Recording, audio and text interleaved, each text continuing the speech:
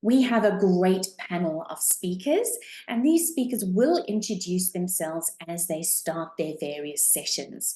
So as we start, I want to just hand over to Verity, who will take the first slide deck. Thanks, Verity. Thanks, Candice. Yes, I'm Verity Hawke, Senior Programme Manager on the National Diabetes Programme. And in this first section, just wanted to take you through some of the latest data on children and adults with type 2 diabetes and show you where to find your local data. Yeah, here we go. So first of all, just to highlight the growing prevalence. So over the last 5 years, there's been a steady year-on-year increase in the number of people with type 2 diabetes. And that's across all ages, about 11% increase. However, a steeper rise has been observed in the younger ages, and in the 0 to 25 age group, there's been an increase of about 18% in the last 5 years. So just to go through the data that's on this slide, in 2007-18, there are about 9,655 people aged 0 to 25 with type 2, and this has risen to 11,765 in 21-22. And within that, about 2,000 are aged 0 to 18 and 10,000 19 to 25. Next slide, yeah. So I've got a bit of demographic data that's come out in the recent audit reports that have been published. So this is all sort of compared to people with older onset type 2 diabetes. Children and young adults are more likely to be female. In the latest data, 61.3% of the 19 to 25 age group were female. They're more likely to be living in the more deprived areas of the country. They're more likely to be living with obesity. In paediatric services, 85% of those with type 2 diabetes had a BMI in the obese category, and of those aged 19 to 25, it was 77.3%. I think here it's worth saying that we recognise that obesity and wider public health strategies around childhood obesity are a key issue, but the purpose of this session today is to focus on treatment and care for those that are already living with type 2 diabetes, not prevention. So just wanted to make that clear. Also, in terms of demographics, the paediatric audit Spotlight a few years ago found that 85% have a family history of type 2 diabetes, with 60% having a mother and 37% a father with type 2 diabetes. And recent research has also shown that 85% of people with a learning disability have type 2 diabetes, and that within the cohort of young people with a learning disability, the rate of type 2 diabetes is approximately 16 times higher than with the peers without a learning disability. So I think when we're thinking about the care for this group, there's important demographic factors that we need to consider. Then here's the data on ethnicity. So this graph compares various age groups of people with type 2 diabetes to the makeup of the general population. And whilst the majority of people with early onset type 2 diabetes are white, which is pale blue in the chart, there are higher proportions from ethnic minorities in the younger onset cohort compared with the older onset cohort. And in the 19 to 25 age group, approximately 60% are white, 25% Asian, and 10% are black. And the unique characteristics of the young early onset cohort are sometimes described as sort of specific phenotype. Moving on to where you can find your data. So some of our other speakers will cover some of the key clinical headline data, but I wanted to just introduce some of the dashboards and where to find your local data, because knowing how trends present locally can be a key mechanism to influencing integrated care boards' investment priorities. So the relevant dashboards available are listed on the side, and you'll get those afterwards with the links. And today I wanted to highlight the National Diabetes Audit Dashboard and the new Young Type 2 Dashboard that was launched in December. So this is what the landing page for the audit dashboards look like. I've circled the Type 2 one, and it contains it's a demographic. Oh, not too far. Sorry.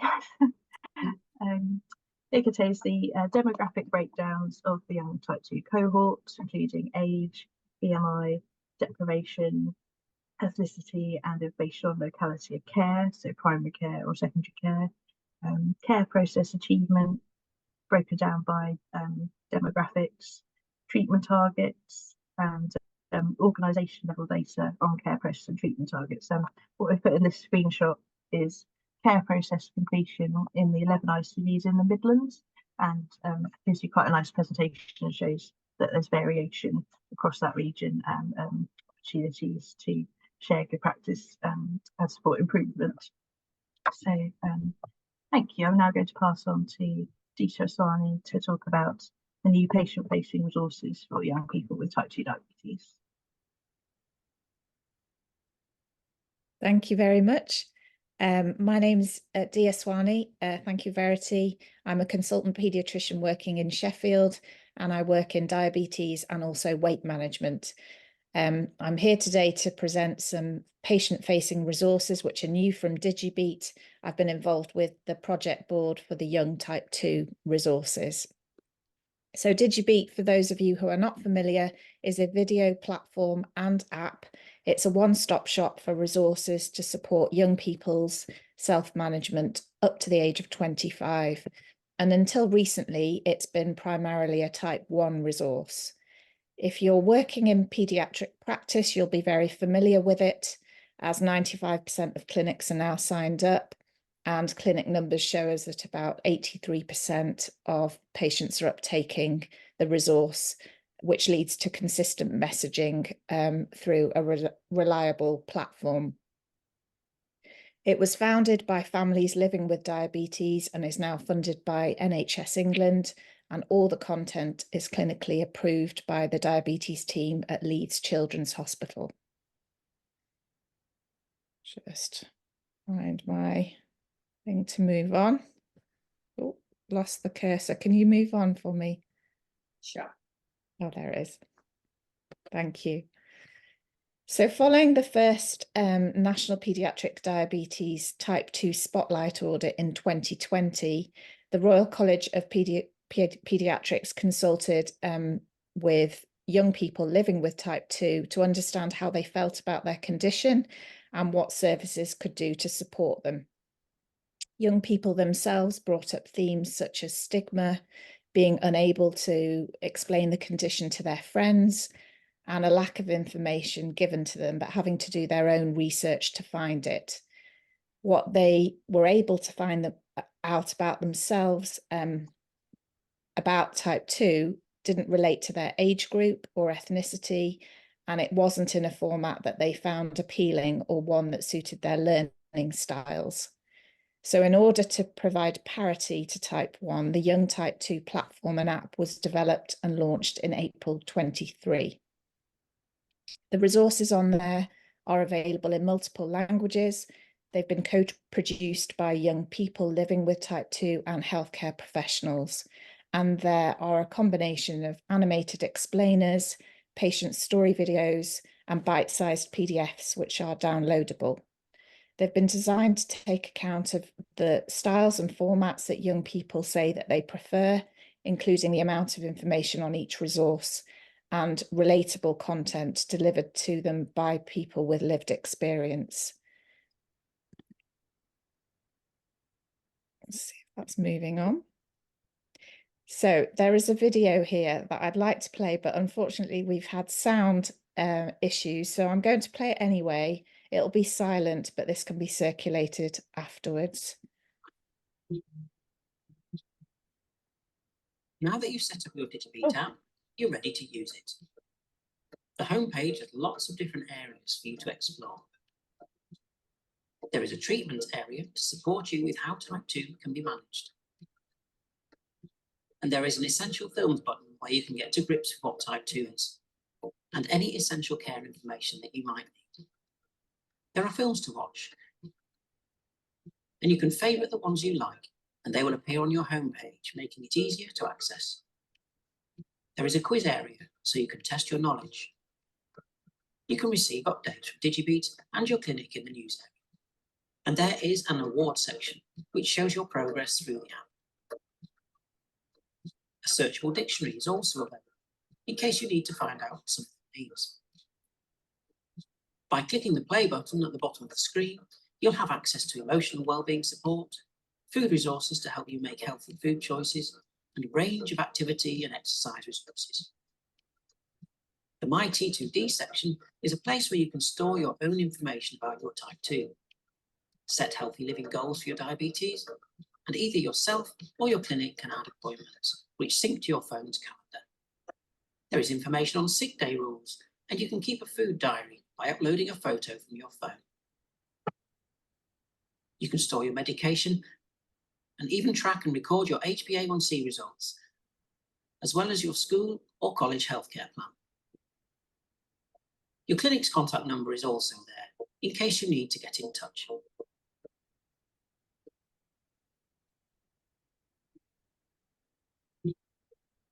Thank you, Candice. I've lost my cursor again. Would you be able to?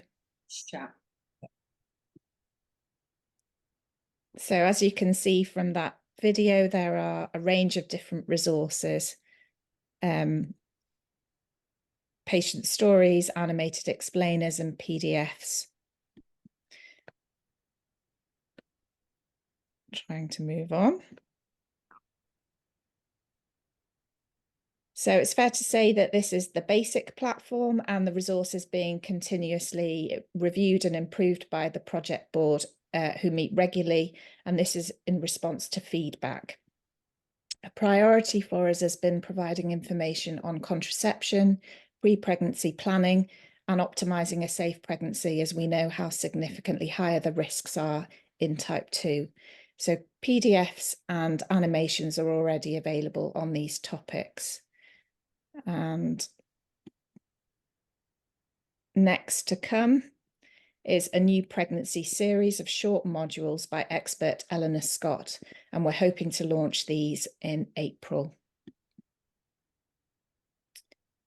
So the website itself is freely accessible to all, and the app is available via a unique clinic code, which allows the service to personalise with their contact details, to handle appointments, to communicate with patients.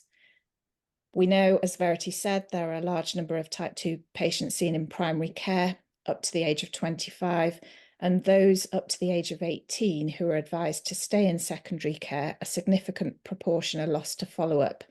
So please do recommend these website resources from GP practices. If you're holding a small bespoke community or primary care service specifically for type 2, or if you're involved in a T2-day programme, then a clinic code can be set up for you free of charge. You just need to email that address, app@digibeat.org, and that can be arranged with training. There's also a reach deck that you see there on the top left-hand side on the website, and that enables the translation facility. But there are also other options there of selecting text to be read out loud, converting text to an MP3, enlarging it, or providing a filter to remove distractions. And finally, our initial feedback has been very positive, with the vast majority of respondents finding the resource either helpful or very helpful, but we'd welcome much more feedback. So for those of you on the call, please take a look and drop us a line. Thank you.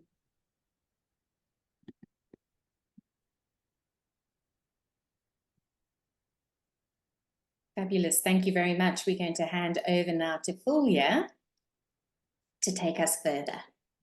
Thank you. Thanks, Candice. Thanks, Dee. So hi, everybody. My name's Fulya Mehta. I'm a paediatrician working in Liverpool, working in diabetes, and I'm the clinical lead for the Children and Young Adults Diabetes Programme at NHS England.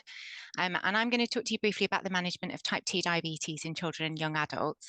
It's obviously a really complex condition, and so I'm not going to be able to cover it in detail, but what I really wanted to do was highlight some of the key messages and just explain why it's a key area of focus for us.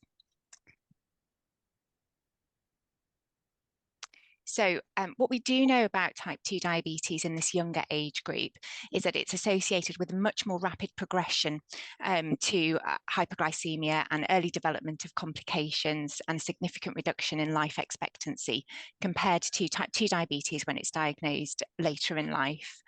We know that comorbidities and actually sometimes complications as well are present at diagnosis.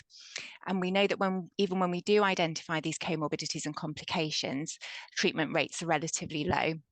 So for these reasons, it's really important that we identify these young people, we identify the comorbidities and complications, and that we make sure that we're relatively proactive and aggressive in our management and support. So what does the data tell us about type 2 diabetes when diagnosed in this younger age group? In terms of, so there's data here from the Today study on the left-hand side, and we can see the really high rates of microvascular disease that develops in this age group, in this sort of adolescent age group. So we can see by the time we get to 9 years post-diagnosis, approximately 50% have some evidence of microvascular disease. And then on the right-hand side, there's a graph there from the Swedish National Diabetes Registry, which illustrates the impact on life expectancy. So you can see the really big difference. If we look at the 0 to 20 age group, which is on the left-hand side of the graph. So if you're diagnosed with type 2 diabetes in that younger age group, up to 20 years of age, there's approximately a 12-year loss of life expectancy compared to when you look at when type 2 diabetes is diagnosed in later in life, that gap in life expectancy is much narrower. So what does our data from England and Wales tell us? So this is from the National Paediatric Diabetes Audit. When we look at children and young people at risk of macrovascular and or microvascular complications, the most recent data tells us that 46% were hypertensive. 28% nearly had a total blood cholesterol of greater than 5 millimoles or higher. 92% of this age group were overweight or obese. 8% had an abnormal retinopathy screen, and approximately 20% of those over the age of 12 had evidence of albuminuria. So we can see that there's already really quite high rates of evidence of risk of microvascular complications in this age group. So it's really important that young people with type 2 diabetes get their annual health checks. So a key message here is that when we look at health check completion rates for those with type 2 diabetes compared to type 1 diabetes, only 33% of children and young people with type 2 diabetes get their full set of annual health checks, compared to nearly 60% of those living with type 1 diabetes. So the key points here are, it's important to know that screening in type 2 diabetes should start at the point of diagnosis, and we are actually seeing younger and younger children being diagnosed with type 2 diabetes. I was at a network meeting recently, and one of our colleagues said that they'd had a 7-year-old and an 8-year-old diagnosed with type 2 diabetes recently. So it's really important that that screening begins at the point of diagnosis and we don't wait until they turn 12. And also to note that the screening schedule is different for type 2 diabetes. Of course, there's some overlap with type 1, but it's really important that we're undertaking the health checks that relate to those other issues that we're more likely to see in type 2 diabetes as well.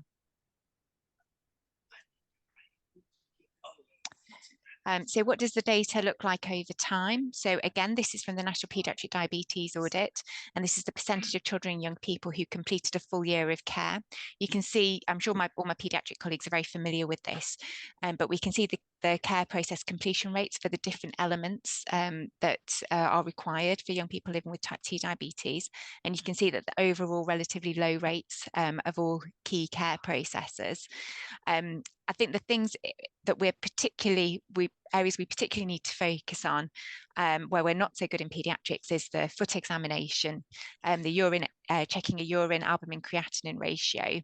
And there are also issues around eye screening, but of course you'll all recall that this changed relatively recently, and that many young people now will only get their eye screening every couple of years if there are no issues.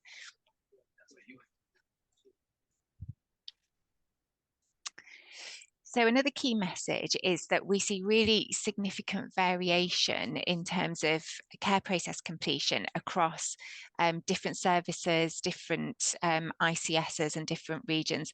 So it's very clear that there is an opportunity for improvement here. So this chart shows us care process completion by all the different ICSs across England, and we can see that for some ICSs, we're up to really high rates of care process completion, whereas for others, we're seeing very low rates of care process completion. So again, as Verity's already highlighted, you know, how you can find your data, it's really important to find your data and see how are you doing as a service or as an ICS, and identify those opportunities for improvement. And I'm sure you're all familiar with the Core 20+5, the Children and Young People's Core 20+5, where we have a section on diabetes. And this is NHS England's strategy for tackling health inequalities. And it's a key area of focus for us. And so within the diabetes strategy in Core 20+5, one of our key areas is to increase the proportion of children and young people with type 2 diabetes receiving their annual health checks. So how are we doing in terms of glycemic management? Well, when we, again, this is data from the National Paediatric Diabetes Audit. When we look over the last few years, we've actually seen very little change in terms of how young people are doing in terms of achieving their treatment targets. As you would expect, because many of these young people are still relatively recently diagnosed with their type 2 diabetes, many are achieving the NICE treatment target of a HbA1c of less than 48 millimoles per mole, which is excellent, and that's what we want to see. But if I just draw your attention to the grey bar, so this is children and young people with a HbA1c of greater than 80, and actually over time that really hasn't shifted. It's approximately 20%, and we're not really seeing a change in that over time. So it's really important that we think about how we're managing these young people, and that we're making sure that we are stepping in early and proactively with optimizing their glycemic management. So we've had really very helpful updates to NICE guidance recently, and I just want to draw your attention to these. So there's been an update, the 2023 updated guidelines to include the offer of continuous glucose monitoring, and the criteria for children and young people under the age of 18 with type 2 diabetes for continuous glucose monitoring is if they have a need or condition or disability that means they can't engage in monitoring their glucose levels with finger prick checks, if they've been advised to monitor at least 8 times per day, or if they have recurrent or severe hypoglycemia. And also for those children and young people who are on insulin therapy. And of course, it's always important that we choose the right type of system for that young person, and that's always going to be a clinical decision. Secondly, there's been a very helpful update for medication. So for many years, those of you who've been working in diabetes for a long time with children and young people, you'll know we had very little treatment options available for these young people. It was obviously dietary and lifestyle support and metformin, but the latest NICE guidance has indicated that we have other treatment options that are available now. So we can offer liraglutide or dulaglutide depending on preference, in addition to metformin for children and young people who are 10 or over with type 2 diabetes. And the criteria for when we would initiate it is there on the screen and obviously within the guidance. And also advice on when to add in insulin if we are getting a HbA1c of greater than 48 despite this medication. And whilst I'm not going into any detail in terms of exactly how we would escalate and de-escalate treatments, this is just a slide from the e-learning for health resources that we're just in the process of developing. But just wanted to include it just to stress the point that what we really want to aim for is treatment to target rather than treatment to failure. So I think for many of us, and I include myself in this, our attitude towards type 2 diabetes has very much been, we'll initiate a treatment, we'll wait a period of time, and then only when the HbA1c is rising significantly would we think, okay, now let's step in with, you know, sort of second line, third line treatments. But actually, you know, for a young person, say this is a HbA1c of less than 69 at diagnosis, and providing they're not ketotic, we would start our intensive lifestyle modification and metformin, gradually increase the dose. And if glycemic control is inadequate at the maximum dose and with our interventions, before waiting for that HbA1c to rise, we would be glucose monitoring, and then we'd think about, if needed, adding in second line therapy, and then potentially again, if needed, adding in insulin, and probably doing this much quicker than we would have done previously. And of course, in pediatrics, if the HbA1c is greater than 69, or if there's ketosis at diagnosis, then we would initially start with insulin treatment along with our lifestyle modification, and then steadily add in, you know, metformin, obviously quite soon, but we would need to stabilize them with insulin first. So there's been some incredibly helpful consensus guidelines developed. ACDC, Association of Children's Diabetes Clinicians, developed really helpful consensus guidelines on the practical approach to management of type 2 diabetes in children and young people. And if you're looking after anybody in your clinic, I'd highly recommend having a look at these resources. And as I've already mentioned, type 2, improving care and outcomes for children and young people with type 2 diabetes is a key area of focus for us in the national programme. And we've been working very closely with the Children and Young People's Diabetes Network. So obviously Fiona Campbell and Pooja Sajdev and Heather Clark, the manager who's leading the type 2 group, working towards developing healthcare professional peer support groups that all services in England can access.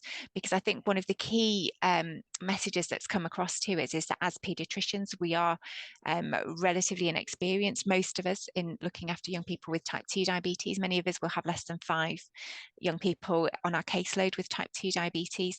So we felt it was really important that every clinic, every clinical team had a forum that they could go to discuss these cases for that professional peer support and to upskill.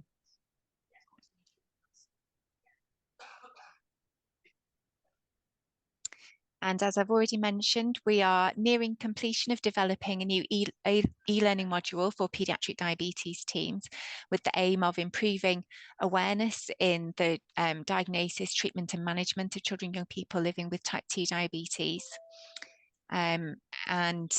Just to say, we're extremely grateful for all the experts that have supported with authoring the various chapters within the module. I'm sure you'll recognise many of the names there, and it ranges from diagnosis and initial management all the way through to managing you know, your medications, complications and comorbidities, and also the key considerations at transition and young adult care as well. And there's just a picture of what the modules are going to look like there. And of course, with thanks to Diabetes UK and the Children and Young People's Diabetes Network for their support, and also for the patient involvement as well. And once again, huge thanks to the Children and Young People's Diabetes Network. They held an extremely successful study day recently, and there's plans for the next virtual study day on the 24th of April, which if you didn't go to the first one, I would highly recommend joining for that day. And we can share the link with the slides. And I'm now going to hand over to Reza. Thank you, Fulya. Hello, everyone. My name is Reza Zaidi. I'm a diabetes consultant in Liverpool, and I'm also a young adult advisor for NHS England. So I'll just quickly go through some of the young adult perspective. Candice, I'm having an issue with my cursor as well. Could you move the slide? Yeah, please. So the first piece of data that I wanted to show you was the fact that the care processes for 19 to 25-year-olds drop significantly in comparison to other ages. Now, there are a few things I would probably want to focus on this slide as well, and as a wider perspective of this slide. The first thing is seeing young adults with type 2 diabetes in primary care or specialist services is a relatively newer process for all healthcare professionals. And in my young adult clinic, over the last few years, we've had a steady rise of young adults with type 2 diabetes. Now, this takes us to the point that getting the diagnosis right is absolutely paramount in this age group. So that's the first thing I'd mention. The second thing I'd also highlight is the fact that how you speak to a young person with type 2 diabetes is a bit different to how you speak to an older person with type 2 diabetes, which takes me to the other point that a 19-year-old with type 1 diabetes is the same as a 19-year-old with type 2 diabetes. They have the similar challenges in life. They're going through the similar changes in life as well, socially, geographically, anatomically. So there's a lot of change that is happening. So it is extremely a vulnerable time in their age, in their life actually, and that sort of reflects in the fact that diabetes goes down in the priority list. The third thing I'd want to mention is also transition. So changing healthcare providers is a big challenge for them. And we know that transitional care provision across the country is quite variable. There are some very good models of care. And as Fulya has highlighted and Verity and Dita have highlighted as well, that it's a very relatively new process in the pediatric world of seeing young people with type 2 diabetes. So the transition of young people with type 2 diabetes is as important probably as someone with type 1 diabetes. Can we go to the next slide, please?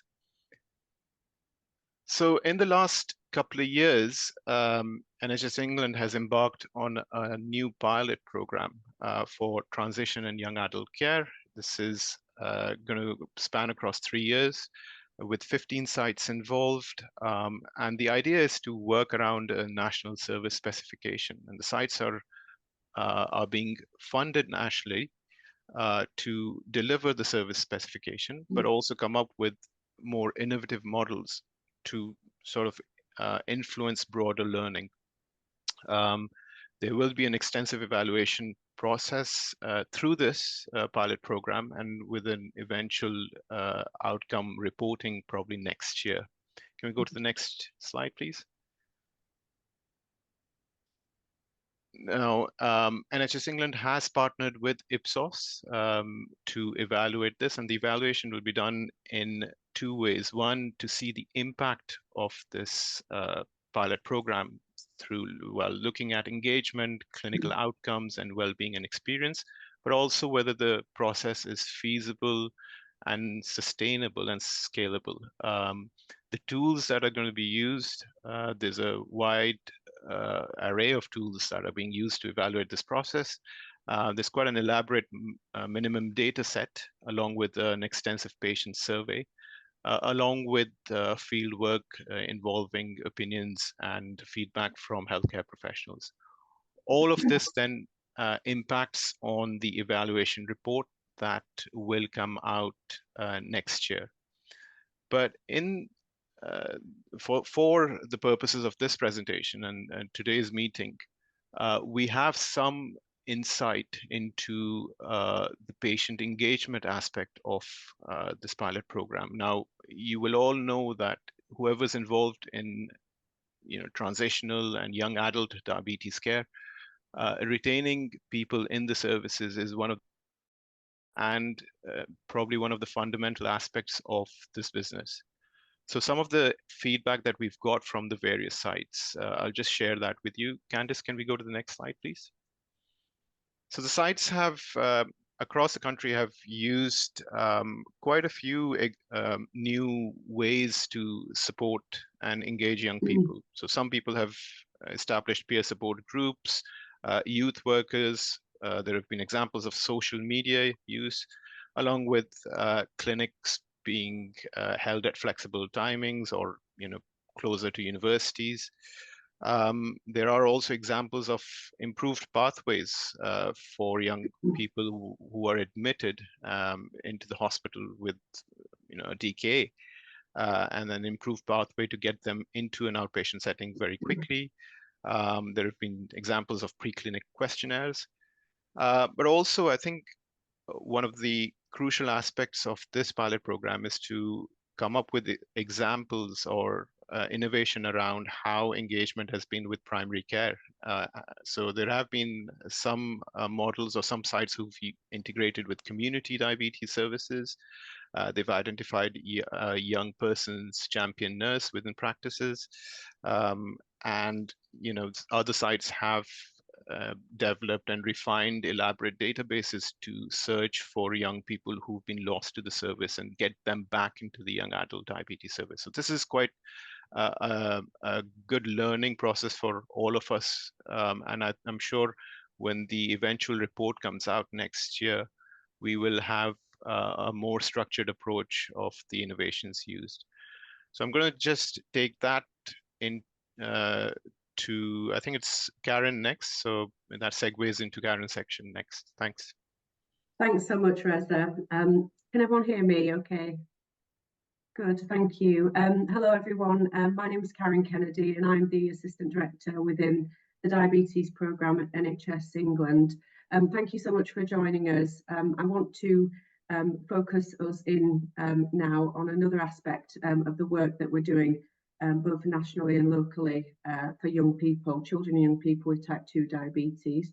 I'll see if I can move the slide. No, yeah, there we go. So having looked at type 2 diabetes in children and young adults from a specialist care perspective, we now turn our attention to those aged 19 to 25 with type 2 diabetes that are not in paediatric or transition specialist services. So when we were thinking about national policies to support improvement in the 19 to 25 age group, we first looked at where they were receiving care. As you can see, almost 70% of 19 to 25-year-olds are seen in primary care.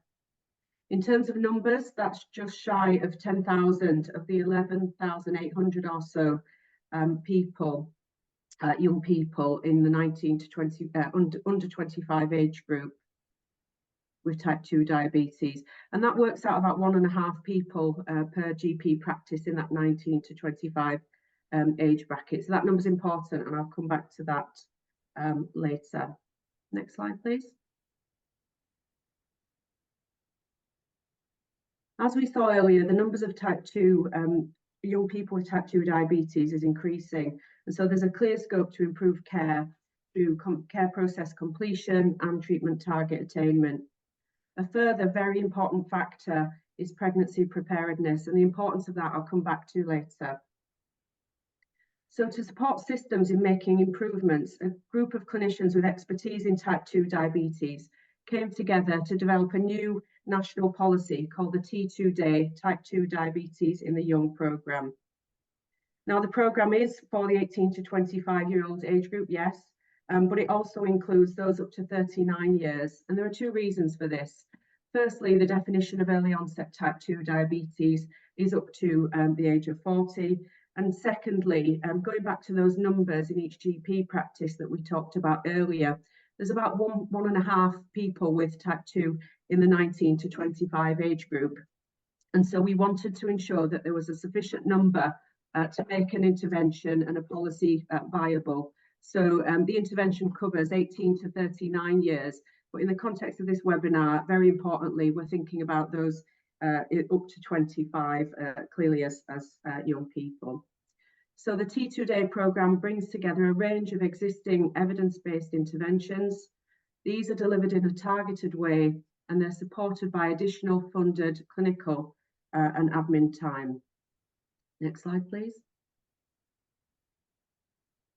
So you might ask yourself, what is T2Day? What does it look like? And this is the service model that we can see here.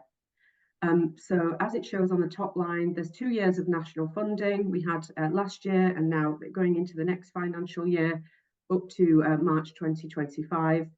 The funding that we've given out to every system in the country is based on the number of people they have aged 18 to 39 with type 2 diabetes, and we've provided those numbers to them so they can see what they look like and organise their interventions accordingly. And we model that price on around 30 minutes of additional review time, phlebotomy costs and administrative time. And granted, we could have offered, or would like to have offered a lot more, but this is certainly a starting point in terms of how we improve care. And we were very much working from the national budget available, but very positive, I hope you'll agree, nonetheless. Locally, the service is commissioned, so we have a national specification. Obviously, we provided the numbers of each level of the system, and the systems or the ICSs then commission the service. So in my area, that would be West Yorkshire, would commission the service for all the different places and areas and GP practices within West Yorkshire. And the providers, so predominantly the GP practices, but not exclusively, decide how they deliver the service. But obviously we have the national specification, so it's about maintaining that specification and delivering accordingly. So the column that you can see in blue are the core bits of the intervention. And as you can see, we get back to the slide, that includes care process completion. Sorry, Candice. Sorry, apologies. No worries. Next one. Yes, please. So the core aspects of the intervention are completion of remaining care processes, consideration of misclassification of diabetes types, so thinking about monogenic diabetes, for example, optimization of glycemia, cardiovascular risk and weight, contraception and planning for possibility of pregnancy, and psychological well-being and social support. And the column that you can see in green are the supportive services for onward referral, and they're quite wide-ranging and include some of our other nationally commissioned services, such as the remission programme. We've provided supporting guidance for clinicians in terms of supporting that implementation, and we're very clear that those under 18 should be referred to specialist services. So this is very much about those upwards up to that 39 age group. Next slide, please.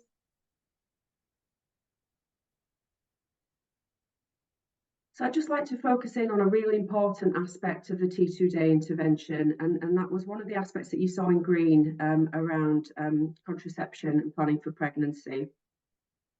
So I want to cover why this is so important. And in 21-22, we saw the national, in the National Pregnancy and Diabetes Audit, that there are now more type 2 diabetes pregnancies than there are type 1 pregnancies.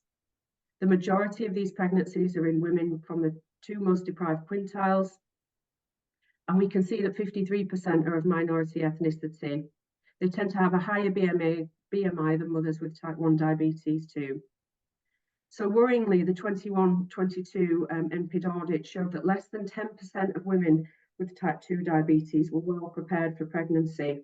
And by this, we mean only 36% achieved the nice HbA1c, only a minority were treated with insulin, 12% were taking medication that can cause adverse maternity outcomes, and only 1/5 received folic acid. And tragically, adverse pregnancy outcomes are increasing, as you can see in the bottom point there. So this includes both birth defects and baby deaths. Next slide, please.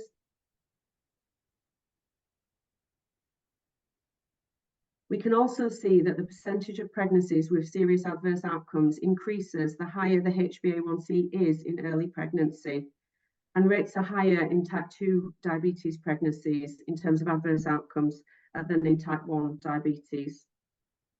So achieving HbA1c targets in early pregnancy is absolutely key, and actually we know that this really needs to be achieved in preconception, which is where we come back to the T2 day programme. As part of the T2 day programme and the pregnancy aspect, women should be supported to meet their HbA1c target, access safe, effective contraception, be prescribed folic acid, have a medication review and be offered weight management services, and receive rapid referral to a specialist centre as soon as pregnancy is confirmed. And also, as we saw earlier, we can see that there are pregnancy resources being developed in DigiBeat 2. So that's going to be really helpful to this group. So that's the end of my presentation. You can find out more about T2 Day from your local integrated care service or ICS lead. If you don't know who that is, you can absolutely contact our mailbox, tell us where you are, and we'll put you in touch. Thank you very much. We are going to go into a Q&A session now. So the panelists, I invite you all to share your screens again, or your cameras. And we have a series of questions. You can still ask your questions in the Q&A. We've answered a few live as we've gone along, because we appreciate that there was quite a bit of content we needed to cover. But I will be asking some questions that we've got that have not been asked. So there's somebody here that works with university students, and they who've come to the UK to study from Asia or East Asia, that are coming with sort of insulin resistance. You know, we're highlighting sort of type 2, you know, anything we need to do differently with this population group. Reza? Who wants to take that? Okay, it's university, so I'll take that. Yeah, so I think my first point would be to get the diagnosis right. I think you need to ensure that these people have type 2 diabetes and not type 1 diabetes. So the way you do that is by, firstly do an HbA1c. I'd check their C-peptide levels. I'd check autoantibodies for type 1 diabetes. That's the first step I would do to get the diagnosis right. The second thing is obviously around, once you've established that this person has got type 2 diabetes, then the lifestyle interventions that may be directed to some of the university students coming from other parts of the world may be a bit different. And I think it's quite important to know where your local dietitian and lifestyle management services sit, refer in a timely manner to them, get that out of the way as a fundamental, starting or stepping stone really to get the management right. But also I think, in terms of whether they have more insulin resistance or not, there is data around the fact that South Asians, for example, have different BMI thresholds to develop type 2 diabetes. And that sort of applies for Southeast Asians as well. So I think it's important get the diagnosis right, get the referrals to the lifestyle management and weight management services, and probably intensify their medications much sooner than you would if it was someone much older. That would be my advice. Thank you. Thanks, that's great. There's another question about if there's any research or evidence around, are we finding children with and young people with type 2 diabetes early enough? Are we screening, or is there a big population undiagnosed, and sort of learning lessons from that? Yeah, so it's actually a really tricky area where there's the evidence base is really lacking. So, unlike older adults where there's a screening program and there's an opportunity to step in early, we don't have that for pediatrics, and there isn't sort of clear guidance on when we should be screening children and young people. I think we are going to get a lot more really useful information and evidence from the Q clinics, so the complications of excess weight clinics, which are now up and running as part of the Children and Young People's Transformation Programme, where children, young people with excess weight are being referred for, sort of management, but as part of that, they'll be screened for, diabetes. And certainly that's how some of the young people in our service have been picked up recently. So I think the evidence base is starting to build, but I don't think we're in a place at the moment where we can confidently say exactly what's happening in this, sort of area. And are we missing, how many children and young people are we missing? And, are we diagnosing them quite late? Okay, thank you. It's a question about GLP-1s and the shortage. Is there any magic wand about making sure the right people, your most needy people, if there are more needy people than other who have a GLP-1 prescription, get it? We're all smiling because we don't have an answer to that. It's just a bit of a disaster at the moment, isn't it? It's really challenging, and I'm not sure. I can see it's Alison that's asked that question. So Alison, I honestly don't know what the answer to that is. Reza, have you got any thoughts? You probably use them a lot more than I do. Yeah, look, we've been suffering longer than pediatricians, I think, with the supply issues, and on a much wider scale. There is no magic answer. I think when the stocks are going to get replenished, they're going to get replenished. We just have to wait. But the only thing I would say is that there are oral alternatives.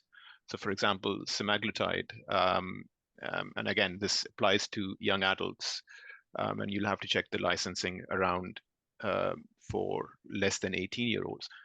But if you're talking about young adults, especially the university populations, and you're struggling to get injectable GLP-1s, then oral semaglutide is still available in many areas around the country. So you'll have to just check that locally. That's the only thing I would advise. SGLT2s, that's the other option, really. So we're in the world of type 2 diabetes. I think we are fortunate. Provided supplies are on check, that we have more options to play around with. Thank you. And this is probably to Fulya, you mentioned about technology and CGM, but what about hybrid closed loop for the type 2s? Yeah, this is definitely outside of the realms of my expertise, I would say. So, so it's not something that we would currently use really in type 2 diabetes, and I think the mainstay of treatment is actually we're trying to avoid insulin, as much as possible when we can. I think some of the challenges around insulin in type 2 diabetes will be when you do need it, often you need quite a high dose as well, and so I think there will be difficulties around hybrid closed loop systems.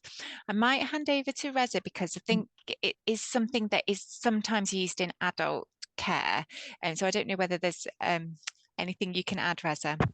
Well, insulin pump therapy is used on a very tiny proportion of, I'd probably say in each center, you probably have a couple, I'd say, and that's really in exceptional circumstances. What is more important really for primary care and for young people in terms of diabetes technology is continuous glucose monitoring. That's, I think, more of a topical subject rather than hybrid closed loop. I think we need to ensure that hybrid closed loop first goes to the people with type 1 diabetes effectively in the next few years. That's the first, that objective really. But for the now, there is a significant role for continuous glucose monitoring, Libre, whatever, to influence behavioral change, I would say, especially in the world of type 2 diabetes. So I think that is more of a discussion topic than hybrid closed loop. Thank you. And just a question about the DigiBeat app. Is it only suitable or eligible for the under 25s? Can older people access it? It's been designed for up to 25, but I'm sure there are resources on there that would be helpful for anybody of any age with type 2 diabetes. But I guess probably the important thing is it's aimed at that younger age group, and it's been designed, co-produced with that younger age group as well. But the messages on there really are the same for anybody living with type 2 diabetes. So I think often in this situation, you're just looking for anything that might be useful, and there are approved resources that have been co-designed with young people living with diabetes. So I'm sure many people would find them helpful. Thank you. And when somebody's presenting in sort of children or young adults with type 2 diabetes, might they present with slightly different diagnostic sort of symptoms than maybe somebody with older type, presenting with type 2, or maybe a similar cohort age with type 1 diabetes? Just, is there sort of something to look out for, or a red flag? Well, I'll speak from a young adult perspective. I think the pathology in young adults is fairly similar to older people. The osmotic symptoms that you get with type 1 diabetes generally doesn't happen with someone with type 2 diabetes. We need to remember also the diagnosis of type 2 diabetes in young adults or in adults is quite heterogeneous as well, especially so if you talk about women with polycystic ovarian syndrome and insulin resistance with that, they live with insulin resistance for a long time. So similar to older adults, it stays silent at the point of diagnosis, and it's an incidental diagnosis. So yeah, I mean, I would say probably osmotic symptoms wise, it's not as common really. Fulya? Thank you. Yeah, so the younger you get, oh goodness me. Sorry, I do apologise. That was somebody phoning me on the computer. So the younger age group, it can the way that children and young people can present can be a bit different, in the sense that we know that a proportion, for example, with type 2 diabetes, may even present in diabetic ketoacidosis. The rates can be sort of up to 20%. Tends to not be as severe, and the ketosis is not as severe, but we do see that. Other than that, we often see it's very similar symptoms as Reza's described, so osmotic symptoms and so on. Yeah, it might be picked up in frequent infections, and the other way that they get picked up is as part of blood tests have been undertaken because of the young person carrying excess weight, and it's been picked up in that way. I think the key things for paediatrics really are that I would say it's actually an incredibly difficult diagnosis to make. Type 2 diabetes. Obviously, we make the diagnosis of diabetes, but there's quite a bit of overlap in terms of between type 1 and type 2 diabetes, and it's not always very clear cut. And we always have to think about monogenic diabetes in this age group as well. So there are lots of factors to consider in terms of, are there any evidence of comorbidities there? Is there excess weight? Is there a strong family history of type 2 diabetes? Is there any acanthosis, for example? What has the progression been? So is there any evidence that they've had symptoms over a much longer period of time? And these are the sorts of things that would point more towards type 2 diabetes. But again, as Reza said earlier in the presentation, would always recommend checking for diabetes autoantibodies in case we could be missing a case of type 1 diabetes, particularly as we know from the child measurement programme, many children and young people are carrying excess weight now, and that's really jumped up over recent years. And then we just need to think really carefully about whether it could be monogenic diabetes. So I think it's really challenging, and I think it's getting harder and harder as we're seeing the younger age group as well. Absolutely, thank you. There was a question, we had been talking about diagnosing and metrics like HbA1c. If somebody does have sort of abnormal hemoglobin, what other monitoring or diagnostic tests can be used to try identify a raised sort of overall glucose level?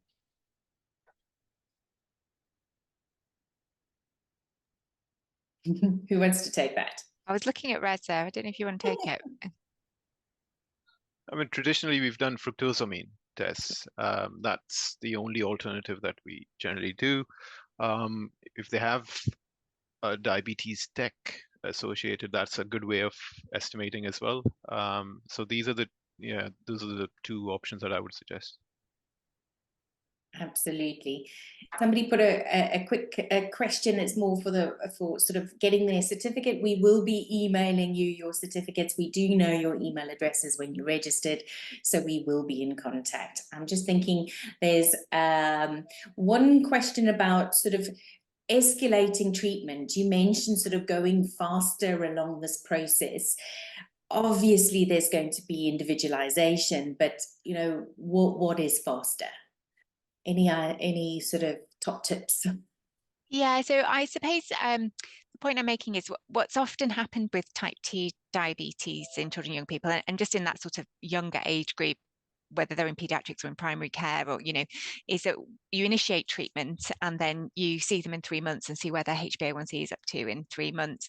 But actually what we're advocating for now is that there's ongoing glucose monitoring, whether that's finger prick glucose monitoring or whether that's maybe CGM, depending on what treatment you've started, and actually initiating treatment, getting it to optimal dose, and then reviewing it in 4 weeks' time. Is it doing what we're expecting it to do? Are those glucose levels in target range? And if they're not, rather than waiting for that HbA1c in 3 months and finding that it's still high and stepping in, actually step in when you're seeing that we're not achieving glucose levels in target range, and go to the next stage of treatment, if that makes sense. So it's treatment to target, I suppose, knowing what the what you're expecting the target to be based on those glucose levels, rather than waiting for the HbA1c in 3 months' time.